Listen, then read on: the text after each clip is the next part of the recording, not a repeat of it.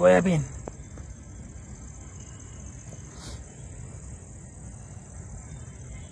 बघितलं आपलं सोयाबीनला धनंजय मुंडे भाव देत नाहीये ना, आपले मुख्यमंत्री भाव देत नाहीये. नुसते सांगताय की आम्ही हमी भाव देऊ 4,000च्या वर. आता 4,800 तर दिलाय, पण 4,800च्या वर कोणी घेत नाहीये. त्याच्यावर जे काही शिवराजसिंग चौहान आहेत त्यांनी सांगितलं की 3 योजना 3 प्रकारचं अनुदान आम्ही देऊ. एकतर तुम्ही शेतकऱ्याला भाव द्या, इथं दलालाला भाव द्या, किंवा काढणी पश्चात त्याला भाव द्या. मग ह्या सगळ्या गोष्टींमध्ये किसला जातोय तो कोण? आपला शेतकरी. शेतकऱ्याला भाव मिळत नाहीये. आणि आज जो सोयाबीन आहे हा काढायचा नाही काढायचा याच दुविधेमध्ये आता लाल सुद्धा पडायला लागलाय. काय की काढायला जेवढी मजुरी जाते तेवढं ते बाजारामध्ये आणताना हे सगळं ट्रान्सपोर्टेशन वगैरे हे सगळं पकडून भाव नाही मिळत आणि तो परवडत देखील नाही. मग लावायचा का नाही लावायचा? न्याय मिळायला पाहिजे आपल्याला सगळ्यांना, आणि आपल्याला जास्त भाव हा सोयाबीनला मिळायलाच पाहिजे.